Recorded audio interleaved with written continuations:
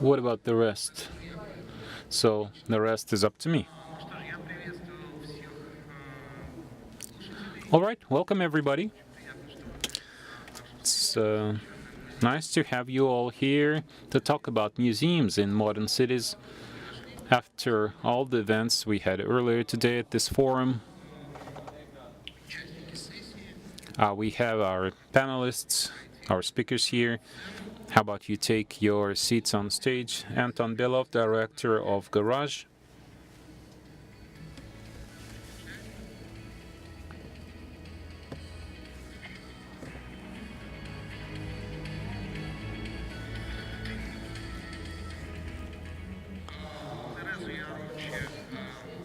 Teresa Yarochi Mavika, director of the VAC Foundation.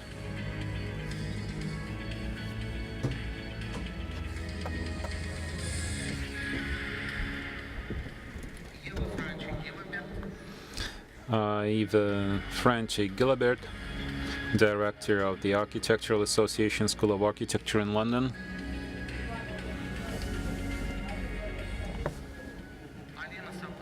Alina Saprikina, director of the Museum of Moscow.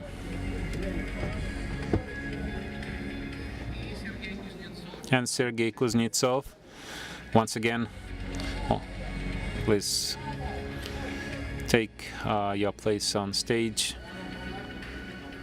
Chief Architect of Moscow. All right.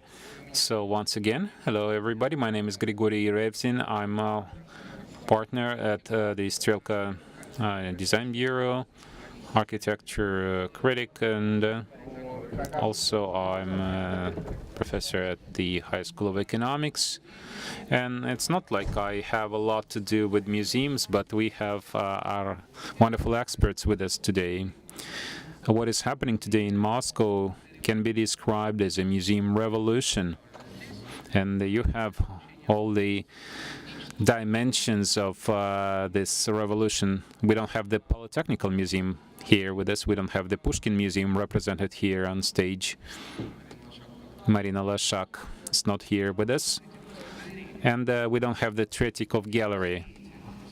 All these museums currently undergoing reconstruction, renovation. It's a huge program which is transforming our city today. Of course, it's a pity some of these people are not here, although the Tretyakov Gallery is a special case of sorts. Last week, we had a very interesting discussion. The Tretyakov Gallery banned unauthorized guides.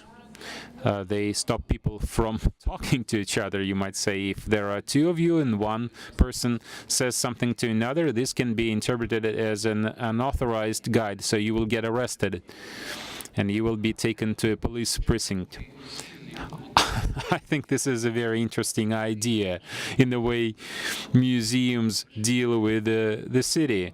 We keep expanding. We want museums to play a bigger role within a city.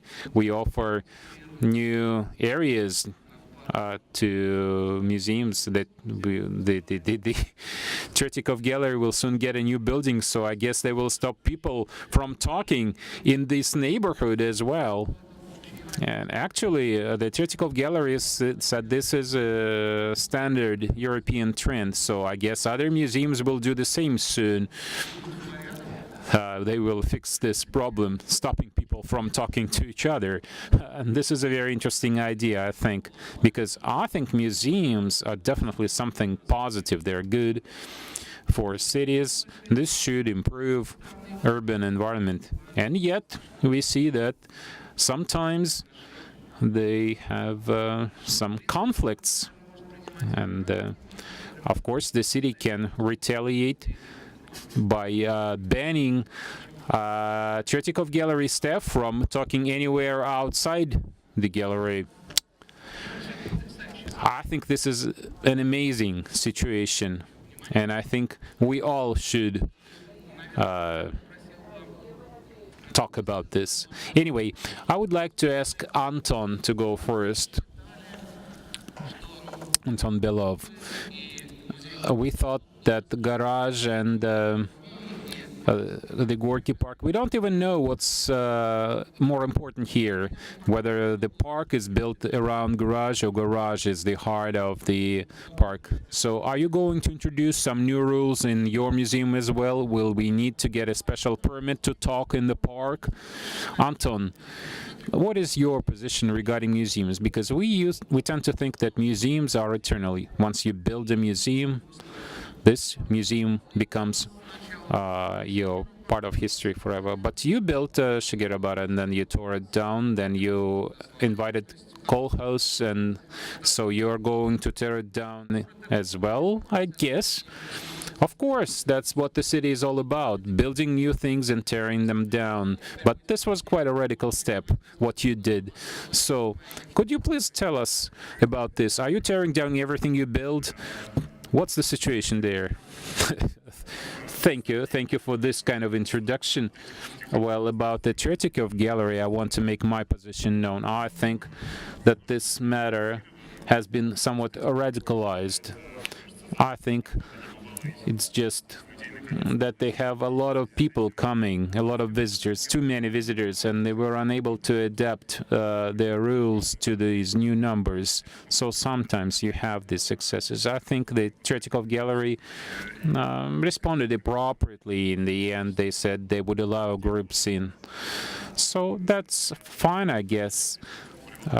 There were complaints and they held a public discussion, so now they went back and they repealed those rules that they introduced. Being a radical museum, we are quite radical, but you criticized Shikirbana, and so I tore it down after your criticism, so you can't complain. I just followed on your recommendation. In fact, from the very beginning, I knew I would be criticized for tearing it down, but this was a principal position. Temporary architecture, and this is what we said about the pavilion. It has to be temporary. And I genuinely believe that temporal things should never get steel structures, second floor, and eventually be legalized as something permanent. So this was a principled position. My part. I guess I answered your question. Yes, sure, you did. I just expected you to tell us about your plans in more detail. You know, I'm just alarmed by this situation. Right. Let me tell you about one or two concepts, what we want to do with our museum, with Garage, and how we interact with this city. So, how does this clicker work? Okay.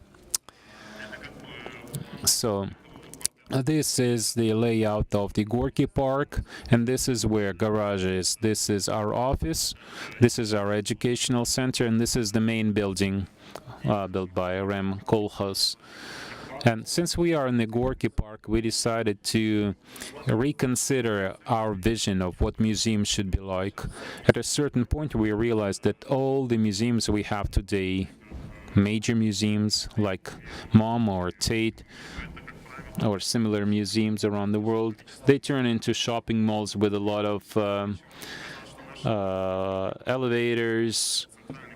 And we thought, since we are in the Gorky Park, the central park of Moscow, we can come up with a new system, a campus system, but it's not a fake campus like what Google or Facebook do when you have a closed system. You have one chef making pizza, sushi, and everything for you, and they pretend that you have a choice. No, we have a living, real campus, which is integrated. So we have a strategy for our development. I can't show you the entire future because you'll think we've gone crazy, but we intend to integrate with some surrounding facilities. The city will get involved and will work together with different organizations. I'll tell you later in more detail. This is our office, the building. It used to be a contact office. I think this is a company that makes swimming pools, and this building is actually quite unique. In the 19th century, they had Vesitsky working there, Shusif, and many others. This was the first movie theater that had sound. This is our educational center we built in 2013. Currently, we have our library there and our archive. This is the Ram Kolkhoz building, which was built in 2015, which is our main venue today, where people go to exhibitions. This is the salute site we built instead of Shegrobana. This was a charitable project by our founder, supported by Garage. We wanted to make this area unique, and we'll have this giant transformation of this area. We will make, as an homage to Shekrubana, we'll have 37 swings along this parabolic line of Shigeruban. I invite everybody to visit this place.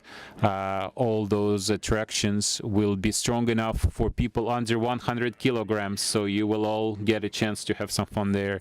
This is new entrance to the Gorky Park from Leninsky Prospect, leading up to the Square of Arts. There was a passage between the Steel Institute and the Mining Institute and the hospital. This area was dilapidated, and we decided to fix that so that people don't go through this old ugly lane. They tore down 5 barracks and some other old buildings they had there. It's going up 15 meters, and eventually 5 organizations were able to come up with this interesting project, and the municipal authorities turned this little project into a large, serious cooperation project, which contributed greatly to the development of the Gorky Park. Now this entire area look much nicer. This is part of our campus that is outside, and this is Vidin. We'll have 17 studios for artists there. This will be an intersection of knowledge and crafts areas. And this is a Garage Research Institute, which we are building in the Gorky Park on the other side of the playground, where a lot of important studies will be done. And this is another important project we have been working on with 4 museum organizers. And soon we hope to finish this project, because you've been talking about museum clusters. We have 4 museums here. Garage, this is VAC, Gas 2, Tretyakov Gallery, and Pushkin Museum. We think that we are really close to each other. We are similarly minded people. We have 2 private players and 2 major federal museums. So we came up with this idea of a museum mile. So we are now working on bringing our positions closer so we can make progress. We looked at Moscow embankments, which are pedestrian areas now, and they look really nice today. Now you don't need a car to go from one museum to another. And we decided that this is very nice to have a new city route. You can visit all those places now, and people can travel between these points just walking or on their bikes. So we have 4 parties to this project, 4 parties interested in implementing this project as a major statement to the world. We are talking about new museums here because the Tretyakov is going to get a new building, the Pushkin Museum. I don't know how many buildings they have now. I think 27 maybe. Yeah, many people got lost. Chief architect can tell us later how many buildings they have. The Pushkin Museum will have a lot of buildings. Garage will implement its new campus project. So this will be a major statement to the world. It's not like we are competing against each other. This doesn't make any sense. All our efforts added together complement each other. So we have 4 museums of arts, and they come together. They form one alliance. We say the same thing together, but from different angles. But our message is the same. And we think we brought together interesting places. Strelka, which foreigners love, Museum Gas 2, Zaryadye Park, which is across the river from the Tretyakov Gallery, the old Tretyakov Gallery. So you have this cluster of museums, of interesting places, and this becomes a new point of attraction, new place that foreigners or people from other cities in Russia will love to visit, and even Muscovites. Our target audience, we looked at the figures, how many people we should expect. So the audience is quite large. We looked at the figures, how many tourists Moscow is expecting to have, quotes from some great people. This is international experience of creating museum clusters. It's not something unique. We know quite well that cities like Berlin, New York, and London have done the same thing. It's an obvious model that works in different ways in different cities. You may have a single ticket for many museums, a single navigation campaign, a single PR campaign. Many museum associations or museums are involved in international tourist fairs. We don't have any Russian museums doing that. Now that we have 4 museums combining their efforts, we can promote their collections in a new format. And of course, we know that you can have one navigation system for all these museums. And Moscow's using nice materials for its navigation systems today. So if you do it in a smart European format, this would make things more convenient for visitors. You would be able to have a single system and presenting these 4 museums as a single system. Oh, you need some guides for the museum mile, of course. And it is quite obvious that everybody will benefit from this. Muscovites, people from other cities, and this will make the entire city more appealing, not in a marketing way, but as a brand. So this is it from me. Thank you. Thank you. Anton, I have a question for you, though. Okay, so you're saying we should all come together, you are going to unite all those museums, but people will go through all these museums of yours, but you have a constant exhibition, and the Tretyakov Gallery insists, you said they went back on that, but you have to have the same guide. Why would I take it the second time? Like when I'm in grade 2 at school? No. It's no museums you've permanent exhibitions today, but the Tretyakov Gallery does. No. They rotated. It's just quite costly. So if they have a large exhibition, before they change it, you need to find certain funds, and it involves a lot of research.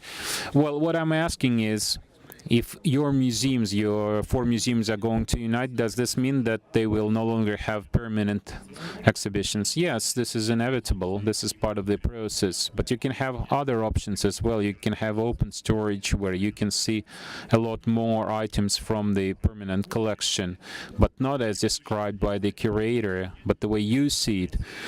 The Museum of the Future is not a place where you can go to and other people tell you what is good. And for example, my ancestors may come from Ryazan, so it would be interesting for me to learn more about Ryazan, so I can put together a collection of items that I would like to look at, and then in a couple of months they put those items, something that is interesting specifically to me, and then me and maybe 10 more people. This is how the museums of the future may operate. Museums are all about enlightenment and education. Museums are there to enlighten people. We are living people. Our time on this planet is limited, and we want to get something from the museum.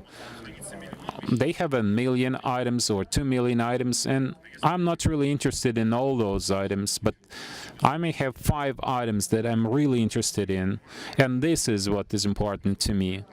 So the way that museums function today is different from what it used to be.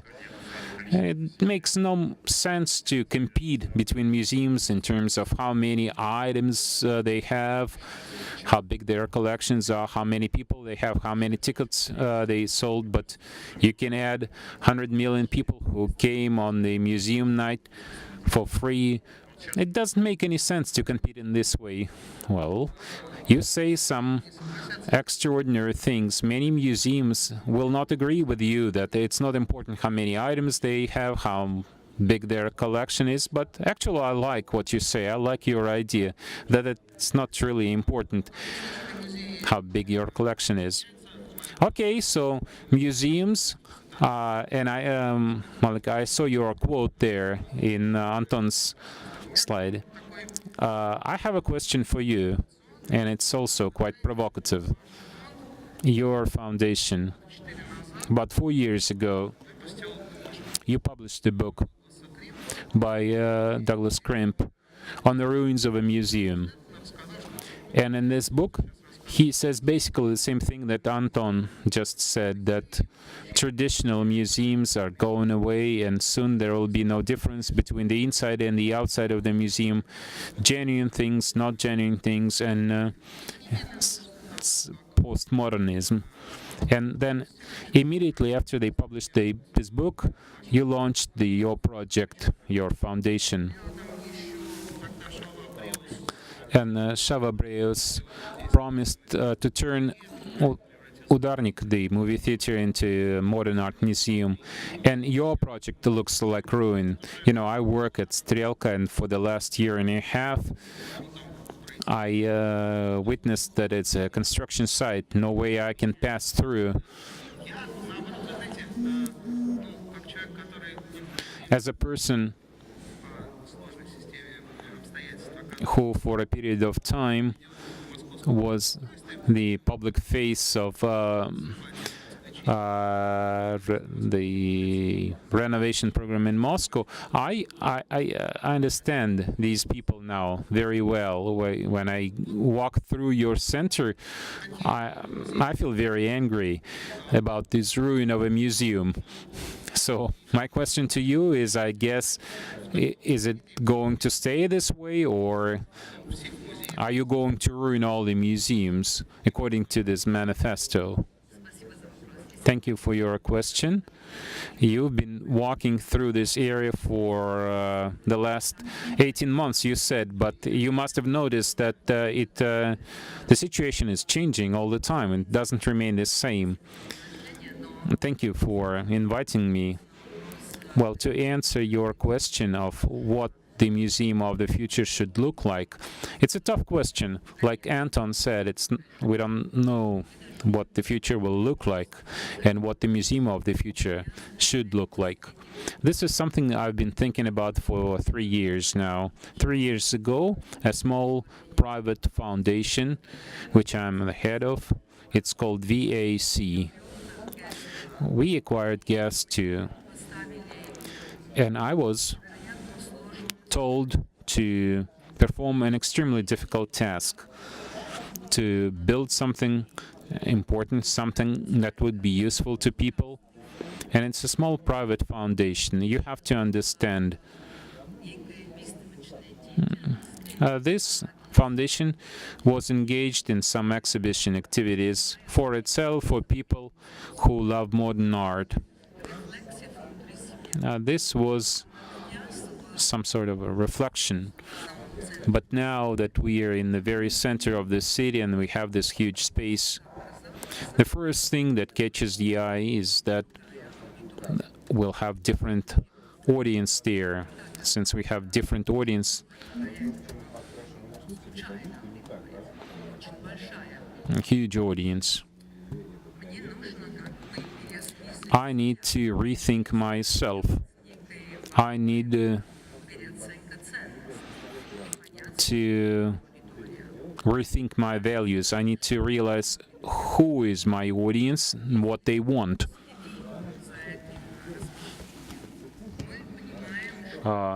So we have to realize, at least I realize, that to me, the Museum of the Future is a place, a territory of social responsibility. This is what you call public space.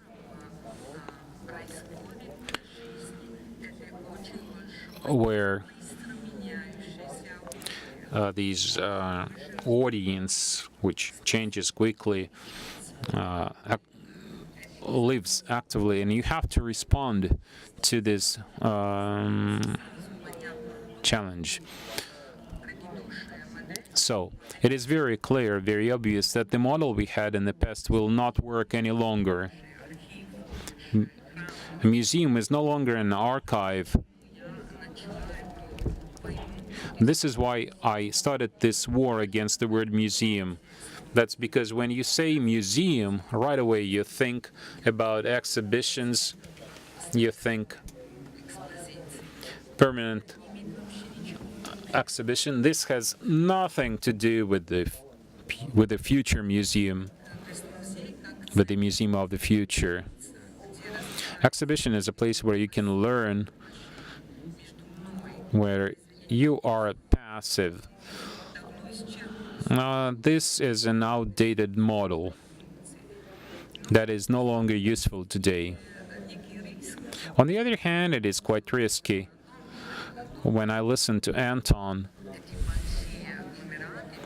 and he talked about these large agglomerations, large cultural spaces, that they look like shopping malls.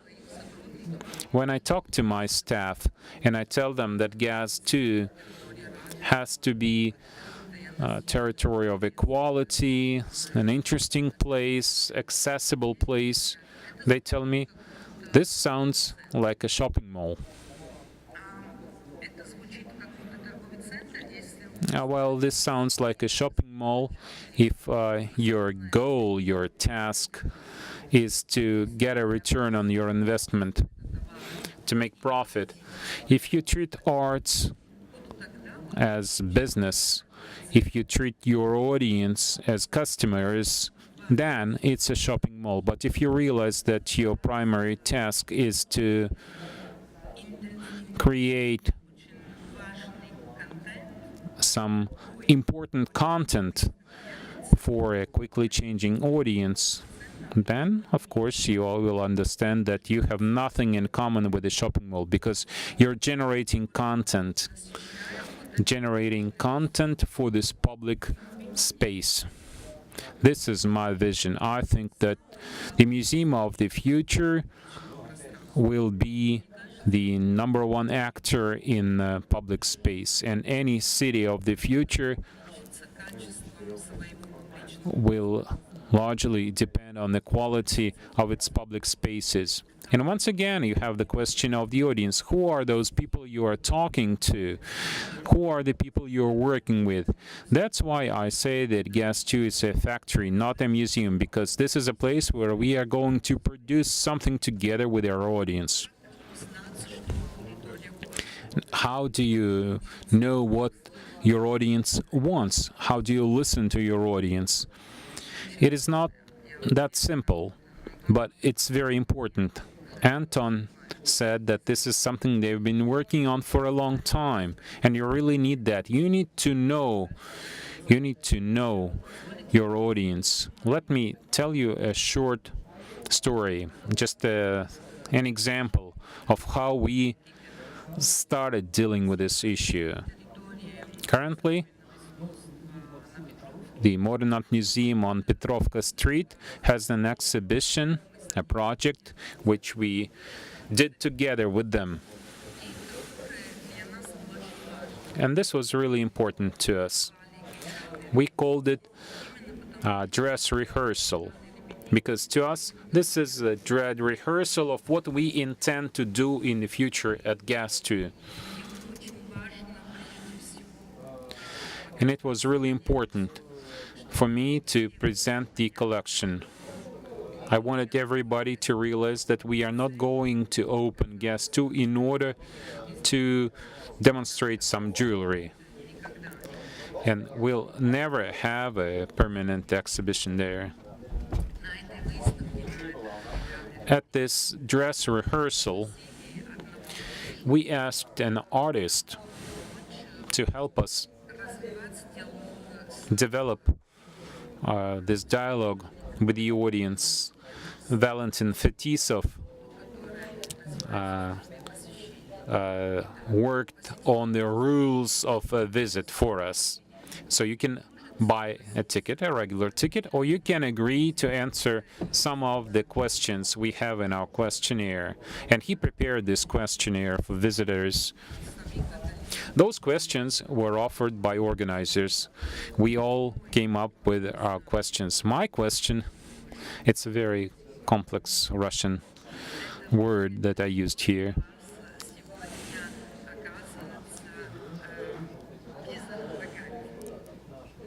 What is absolutely necessary and urgent for you today?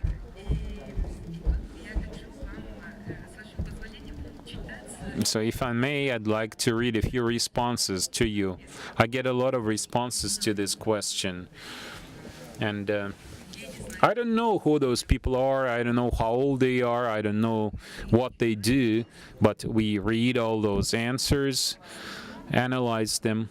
So most people answer this way: cooperation, a respectful dialogue, learning how to communicate, communicating with other people and communicating with them, resolving misunderstandings, knowledge, capabilities, freedom of choice, and understanding between people. So, the Museum of the Future is a place that will meet these demands, these needs. This is a model of the city, a model of a space that can keep expanding following this methodology. I think that museums will be the chief architect of the future city.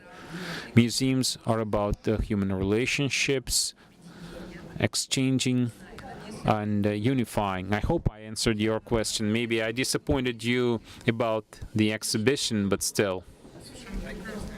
No, I think this is very wonderful. I understand now why you are uniting with Anton. This is not a traditional museum. This is just a place that generates, like Alina said, human capital, social change, an agent of social change. It's a wonderful institution. Well, I would ask Eva to continue now,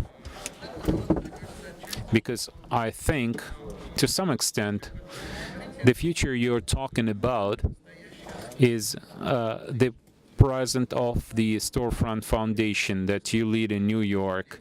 They also don't have a collection. They also generate content through people, citizens, visitors, city activities. Eva, I don't know what your views are and what you think. I know that on the one hand, you have been working in Shanghai and you've been doing something there, some museum projects, something, right? I don't know if you can call this a museum, because Shanghai is somewhat similar to what we have here. It's a country with traditions. On the other hand, Storefront Foundation, as far as I know, played a rather active role in Occupy Wall Street movement. So you gathered people there, collected their opinions. You know, we also had something similar 1 year later after Occupy Wall Street in New York, and then they resulted in nothing. The authorities just ignored those protests. So I don't know, when I look at you, maybe museum workers should be the leaders of these new movements, new citizens, and change our life. I don't know if you do something similar in Shanghai. Well, thank you for your questions.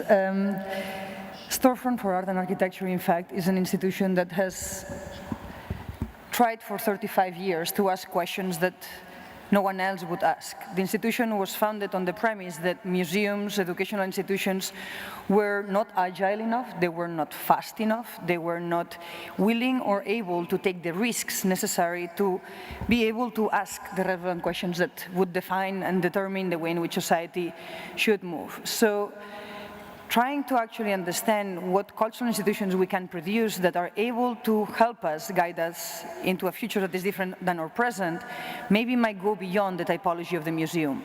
A museum as a space that, of course, is dedicated for the production of culture, and the redefinition of it is the one that we all believe in. And yet it is true that museums today are not just spaces where art is produced, it's spaces where collectors and their collections, financial interest, and many other dubious interests are conflating to produce, under the umbrella of culture, different structures of power. So I think here the question that we all have, maybe not necessarily in Moscow, but one can have in Shanghai or that one can have in New York, is what is that we ultimately are trying to do? And so for 8 years, while I was directing a storefront, I constantly said that I was working really hard to lose my job, meaning that ideally, museums would not exist. Cultural institutions would not be necessary. The city, in and of itself, would be the place in which art, creative engagement, discourse, debate would be allowed and possible in every single corner. The fact that we still need, as a society, a space of exception in which we need to actually congregate and allow ourselves to think differently, to pause, I think it's problematic. So instead of creating more museums, maybe, and this is, I mean, yesterday I had the real privilege to see what Anton explained, and I think that very much of what you explained as well within your foundation is asking the same questions, right? Is what is that we can do? What is that we want to do? Is to realize that in fact maybe it is not a museum, and maybe it is under construction because it's still waiting for that idea that is going to manifest it as the next typological, cultural, architectural contribution. Few years ago, and let me give you a small example, the Museum of Modern Art in New York decided to actually tear down a building next to them because it was actually very, let's say, problematic for them to keep it for the expansion of the space. What was interesting about that project is by demolishing that building, it perpetuated it. It made it permanent in the memory of people. And yet, and I think that was totally fine, but what was very problematic is that the director of the museum said, you know, we do not collect architecture, we collect art. And that made me think about what is the importance of architecture and what is that a museum could do, not only for architecture, but for society itself. And so I would like to say that maybe the next building in this fabulous campus that you're building here in Moscow is a place where labor forces, meaning workers that are the ones maintaining those museums, can live. Places where the very wealthy collectors can actually live. Places where the artists can work, and it's all subsidized by all those different structures of capital that are the ones ultimately facilitating those cultural spaces. So how do we produce new typologies that allow to understand the financial equations that we have today to really make a society that is more equitable, that is actually more free, that is actually more democratic in the access and enjoyment of art, ideas, and change? So those are, I think, one of the questions that one could ask when you are in these panels trying to figure out what is a campus of museums, or what is the role of the art museum within the city. My real manifesto is that campus at some point dilutes itself and becomes the city itself, where people can live, where people can produce. And I think it is definitely working towards that direction. So one other aspect, I think, that is very important within art institutions and museums is the fact that every single museum, their biggest department, or the fastest growing department, is the one of education. and what it means to not only educate, but to communicate to different audiences, from children to people who have different abilities to perceive the world differently. And the educational department, the one that is able to read and help you understand the world around you, is one that actually is the department that I have created. Now I left the storefront, and now I'm directing an educational institution, right? Because I think it is so important to rewrite and to redefine the way in which those histories that we have inherited produce our histories or futures. So I'm very interested in this rewriting of history, in the rewriting of the city, in the rewriting of the typologies that we have inherited. And this is why the idea of the museum, not only a space of display or a space of enjoyment, but as it has been mentioned before, space in which one actually can start criticizing, creating, acting, and reacting. And so if a demonstration needs to occur, the revolution should start not in the streets, as in Occupy happened, right, but from the institutions that are able to take the risk and to redefine some of the most important questions of our time. And I think museums have that responsibility. Спасибо большое. Thank you. Eva, thank you very much. Quite impressive picture you've drawn, Eva. Thank you very much.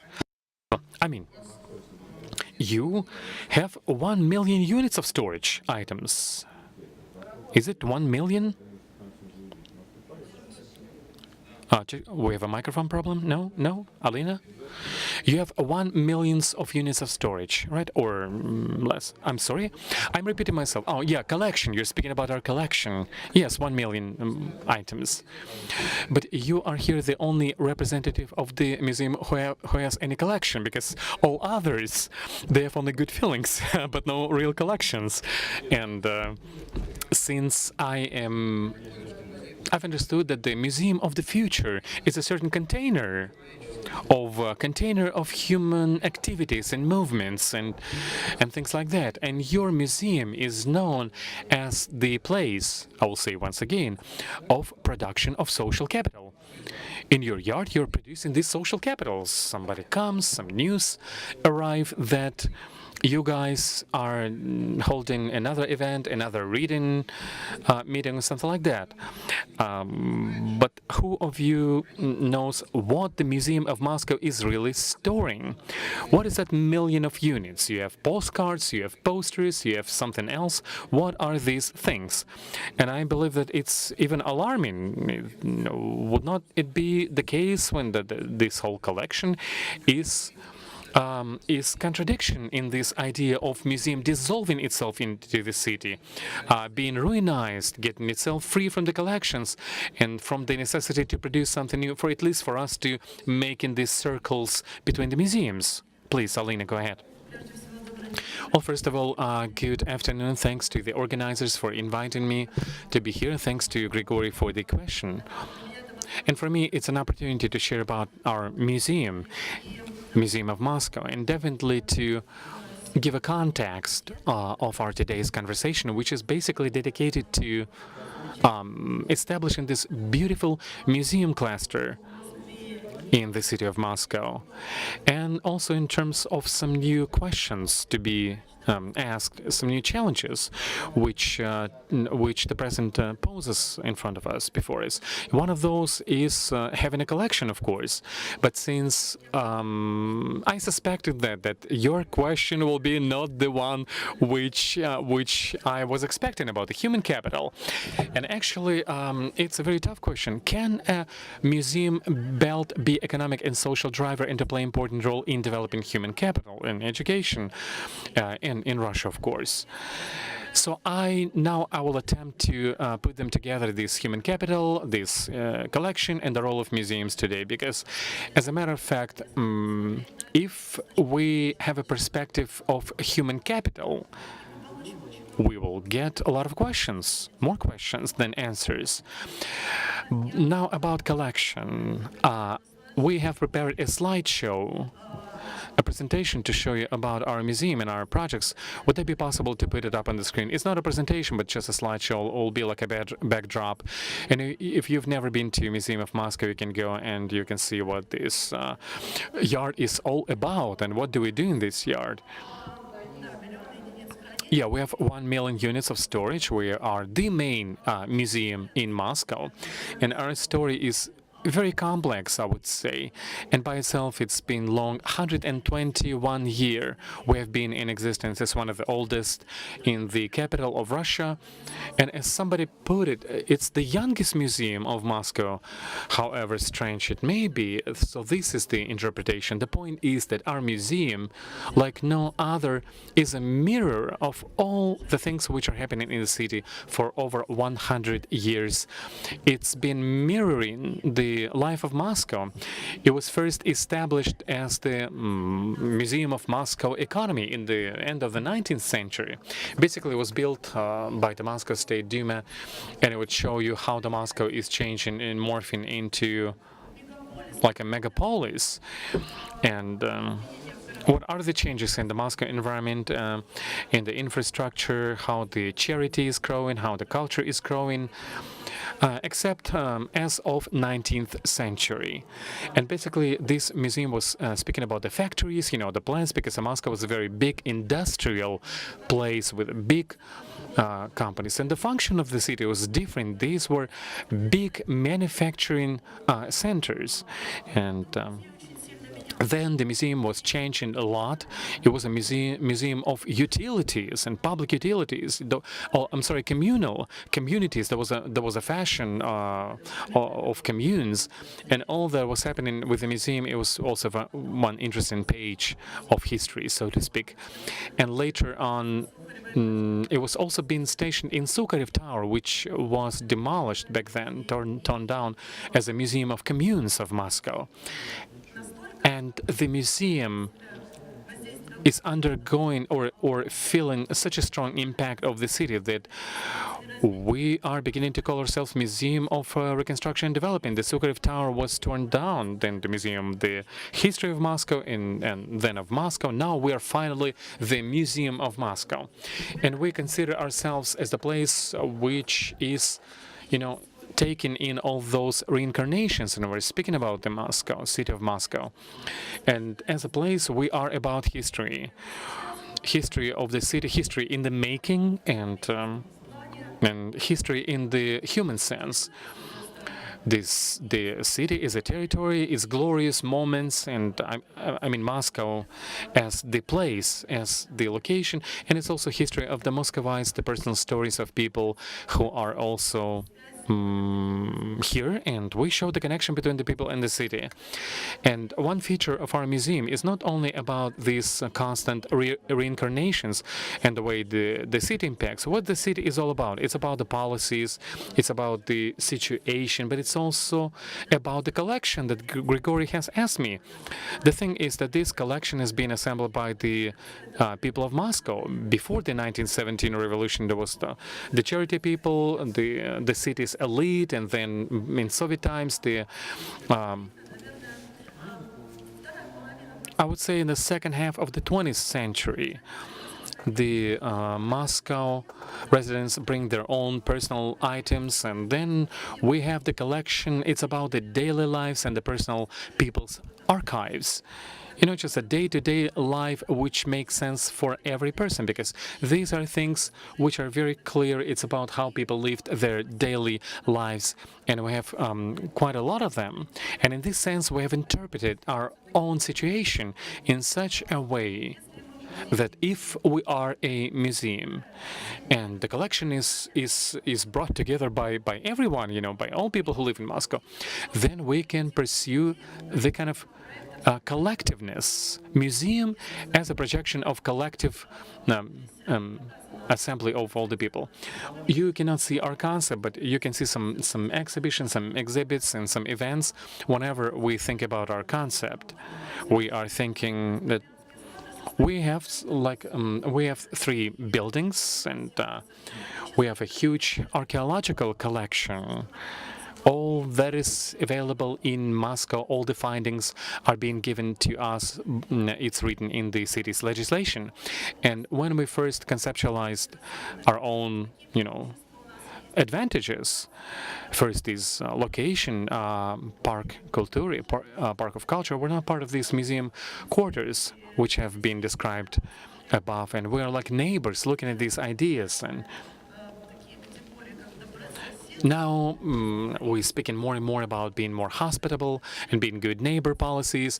So, but we are not part of these museum quarters. We're not part of this belt in Moscow.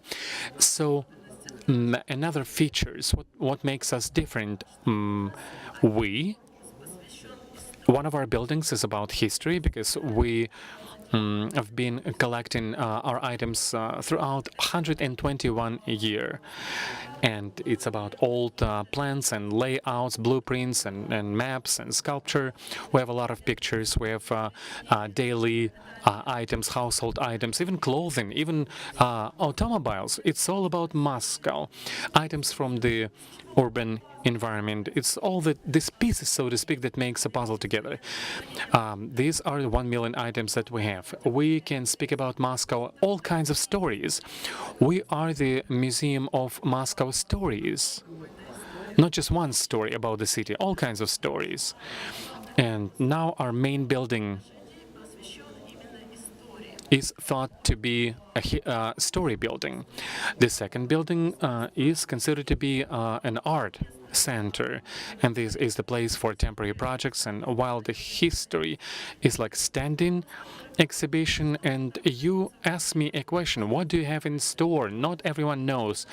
For us, it's a pain point, because we are in these buildings which has not been restored, and to have a standing exhibit is not possible yet. These buildings remained after the garages of the general staff. Before that, there was like the food storage of the emperor.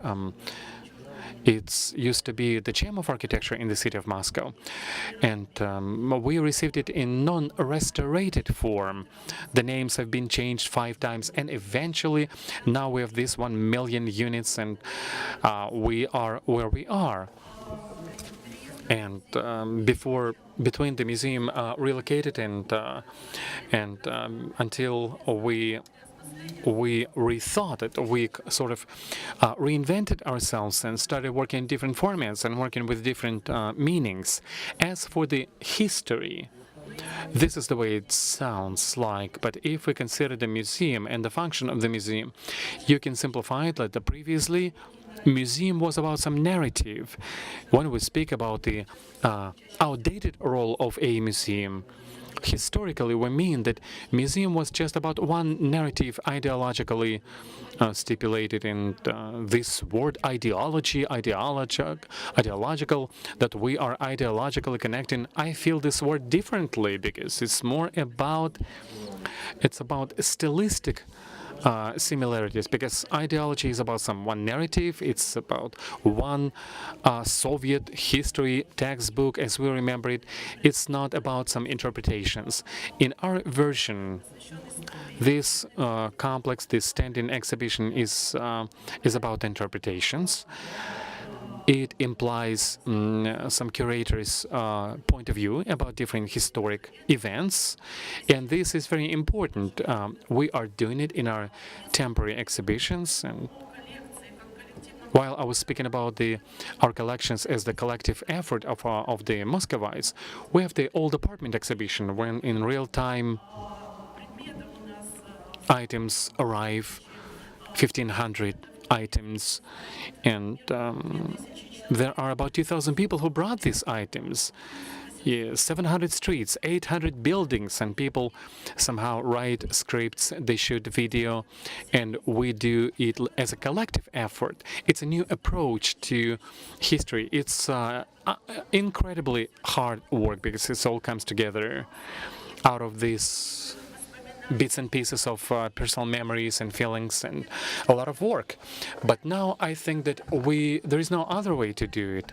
You cannot do just one narrative. The second building, like I said, it was about art. It's more about how the museum is operating right now. And this is why design of infrastructure communication is super important, because today museum is improving people's quality of life and lifestyles. And this is our calling to serve the society.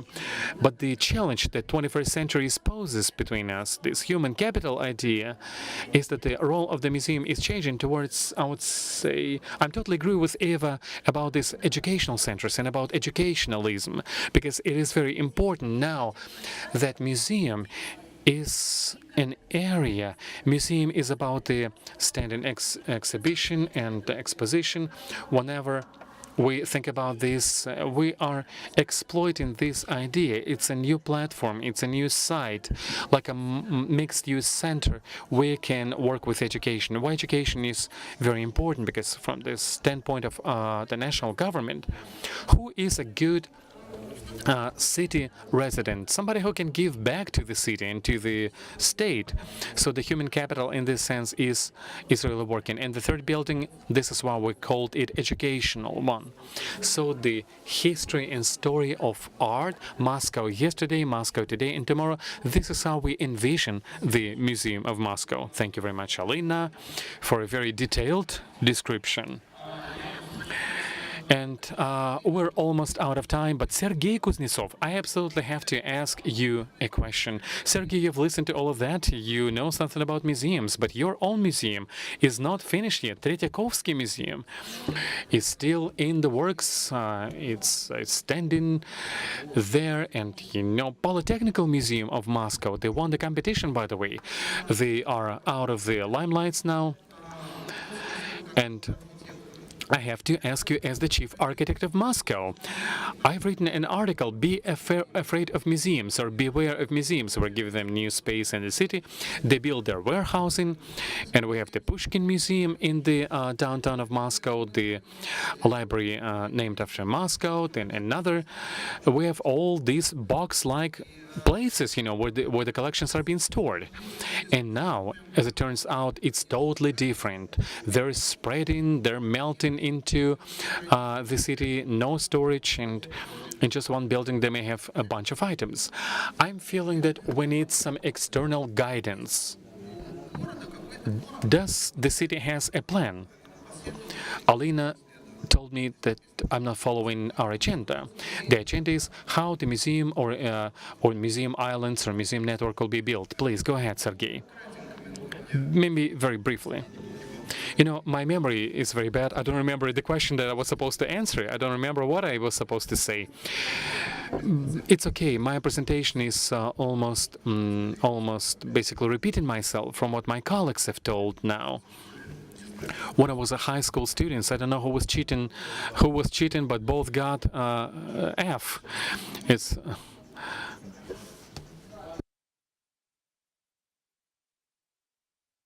who is going to flip through my slides? First of all, the city, and not only the city, but also the federal level institutions, the private institutions. We do have a lot of museums being built in Moscow.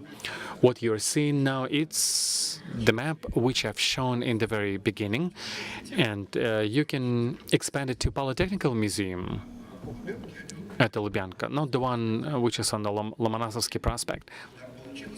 And it so turned out that it is not the consequences of one guidance or one directive. I think historically museums of Moscow have been are trying now to be in the downtown, in the very center of the city. This you can see them. That Zaryadye Park is also joined the list. And the fact that the British Court and the Museum of Moscow, in part, it's a museum institution, although it has a lot of different meanings.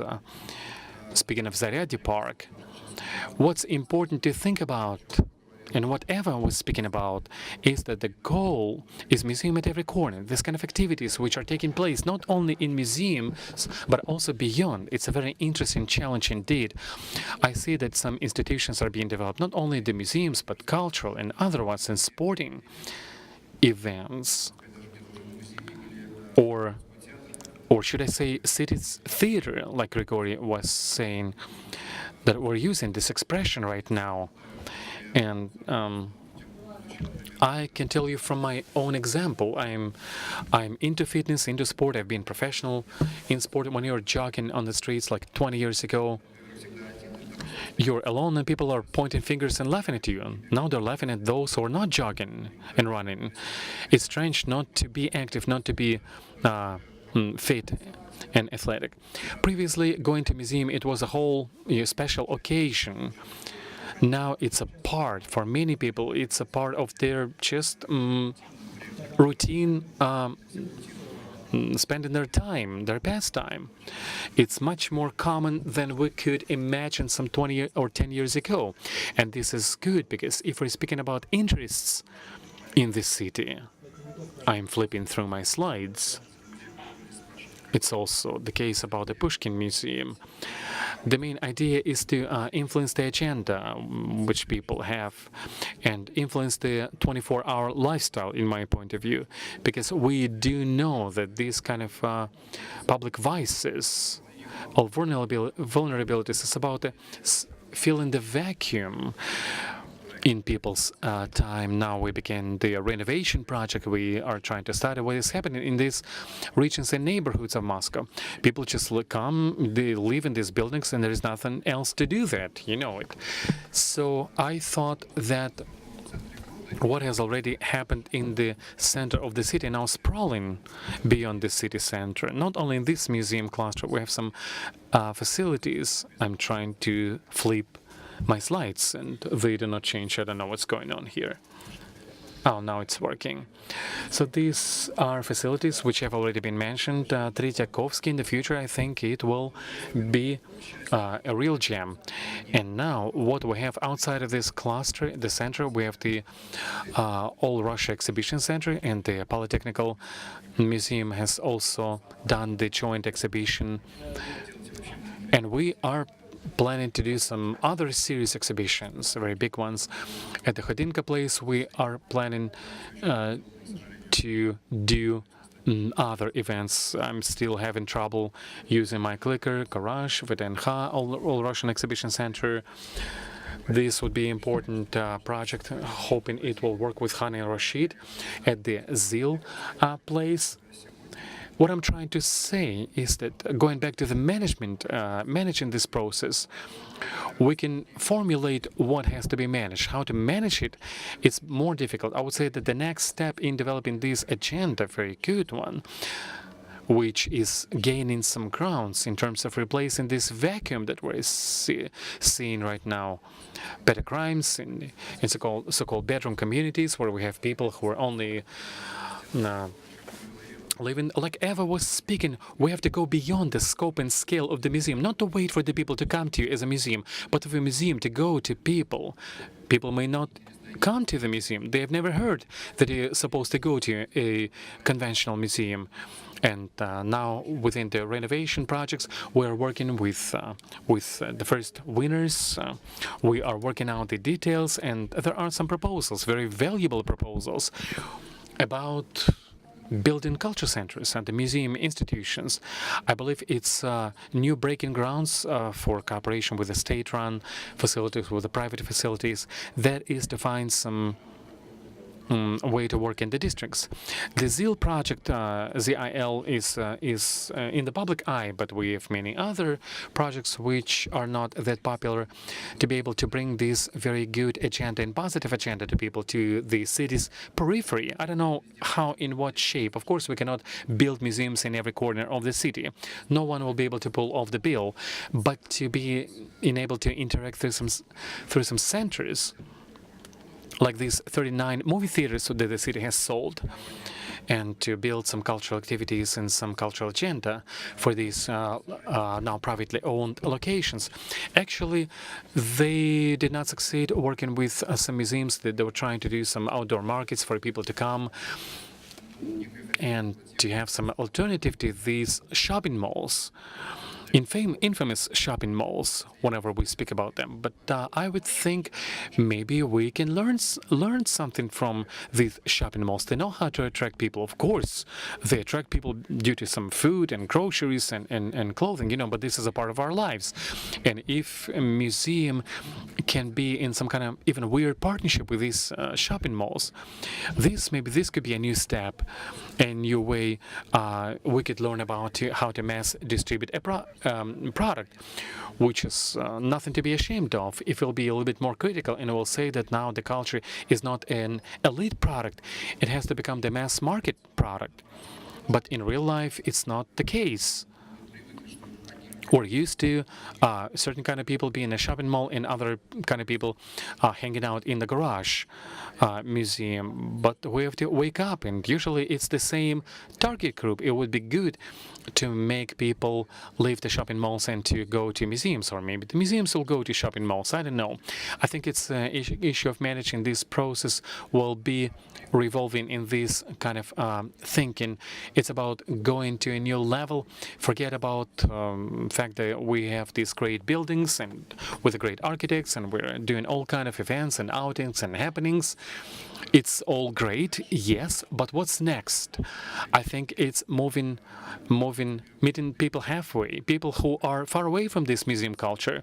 But it's important for all of us to be a part of it. I think like a sporting culture, this is how we engage and immerse people. It's a good example. Thank you. And I have to say that in the city of Moscow, in my opinion, we have about 100 really functioning museums. Formally, we have about 400 museums. I've even written a book about the small museum of Moscow. I visited all of them. I don't know, Museum of Moscow Waterway, Moscow Red Cross Museum, and others. The problem is that these are very conservative facilities. And if the directors of all of these museums would be a little bit educated so that they would be able to reinvent themselves and have a little bit more public activities around the Red Cross and around some radios or things like that. I believe we have enough museums literally to stack them in every corner, in every district, but they are not simply popular. Maybe this could be a certain line of development. We have a speaker in the first row, director or an overseer of the Moscow touring company, Vasily Ovsyannikov. Maybe you'll say, Vasily, 400 museums in the city of Moscow. Who is going to these museums? Do people even notice these museums?